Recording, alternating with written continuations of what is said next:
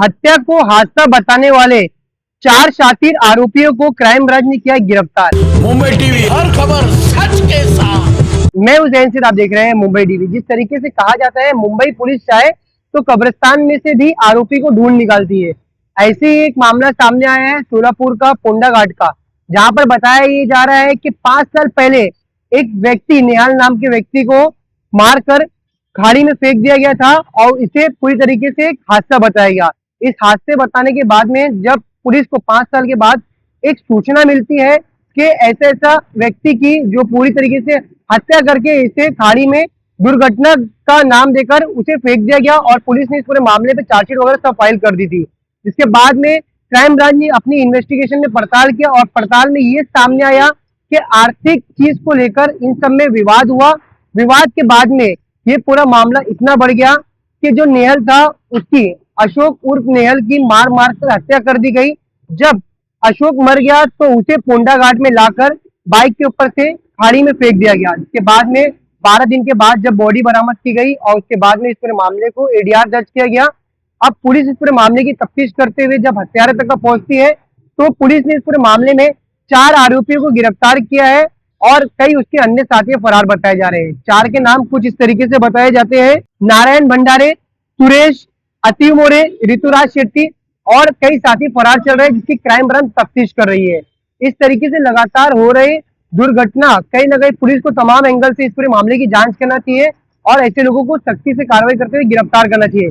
देखिए क्या कुछ जानकारी दी है डीसीपी नौनाथ ढावले साहब ने। मुंबई क्राइम ब्रांच के यूनिट 7 को एक इंफॉर्मेशन प्राप्त हुई थी, जिसमें मुंबई में रहने वाले या मुंबई के आसपास रहने वाले 4 जो सस्पेक्ट है, उन्होंने किसी एक अज्ञात व्यक्ति का मर्डर करके उनकी जो बॉडी है वो सिंधुदुर्ग जिले के पोंडा घाट में डिस्पोज की है।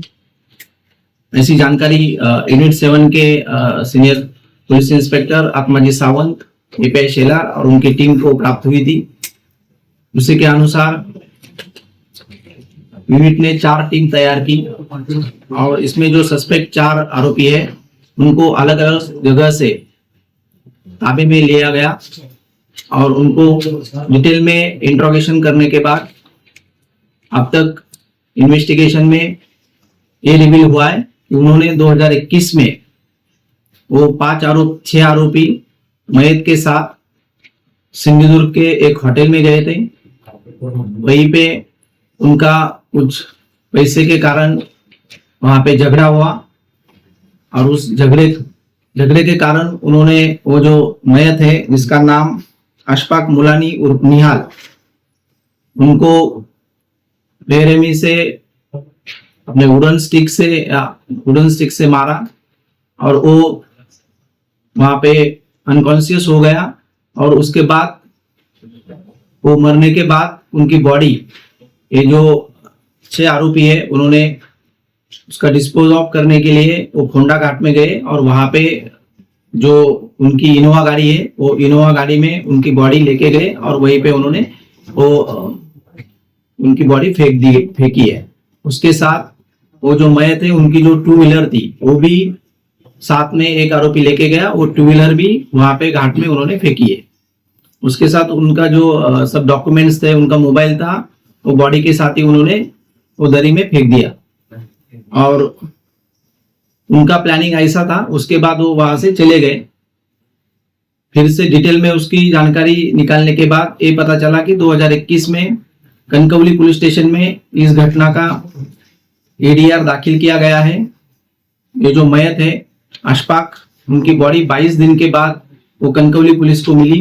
उन्होंने एडीआर दाखिल किया और फर्दर इन्वेस्टिगेशन में, इंक्वायरी में उन्होंने इसमें एक्सीडेंट का गुना दाखिल किया है। उसका चार्जशीट भी उन्होंने माननीय न्यायालय में दाखिल किया गया है। अब तक इसमें 4 आरोपियों को ताबे में लिया है और चारों आरोपियों को सिंधुदुर्ग पुलिस के ताबे में दिया जाएगा और आगे का जो इन्वेस्टिगेशन है वो सिंधुदुर्ग पुलिस कर रही है। हत्या की वजह क्या है सर, किस वजह से, क्या ये जो पूरे 6 आरोपी है और मयत, ऐसे कुल मिला के 7 आरोपी है, उनका बेसिकली ये 2020 से 5-6 साल से उनका ये सब मिला के एक लोन कंपनी, लोन देने के लिए एक उन्होंने ऑफिस खोलने का उनका प्रयोजन था, जो सिंधुदुर्ग में वो करने वाले थे। और वहां पे वो लोन देने के माध्यम से कुछ क्लाइंट उन्होंने ढूंढे थे और उनको लोन देने के माध्यम से वो क्लाइंट से पैसा लेते थे और उनको लोन देने का आमिष देते थे। उसी के बीच उनका पैसे के जरिए कुछ झगड़ा हुआ लेन देन की वजह से, और झगड़ा होने के बाद वो जो मयत है उनको उन्होंने फिर होटल में बुलाया और उनको उन्होंने मार दिया।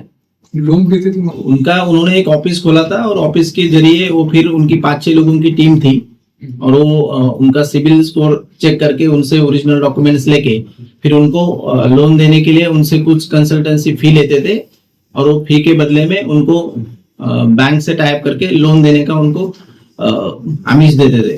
तो अभी इन्वेस्टिगेशन का पार्ट है, अभी वो सिंधुदुर्ग पुलिस के पास हमने दिया है। बेसिक जो डिटेल्स है वो अभी आपको शेयर की है, आगे का जो फर्दर डिटेल इन्वेस्टिगेशन है वो सिंधुदुर्ग पुलिस करेगी। सिंधुदुर्ग पुलिस 2021 का केस है, पहले एडीआर किया, फिर उन्होंने एक्सीडेंट का केस दाखिल किया। कुछ आरोपी है उनके खिलाफ भी पुराने चीटिंग के केसेस दाखिल है। जैसे कुछ आरोपियों, एक आरोपियों को उल्वा नवी मुंबई, एक आरोपी जो है उनको थाना से, एक दीवा थाना से और एक नवी मुंबई खालापुर पनवेल से, ऐसे 4 आरोपियों को ताबे में लिया है। ये सब घटना होने के बाद वो वहां से चले गए। इसमें से कोई भी आरोपी खुद पुलिस स्टेशन में नहीं गया कि पुलिस को इन्फॉर्म करने के लिए ऐसा ऐसा एक्सीडेंट हुआ है, कुछ हुआ है। तो उन्होंने पूरा एक्सीडेंट का बनाव करके मर्डर किया है, ऐसा अब तक की जांच में रिवील हुआ है।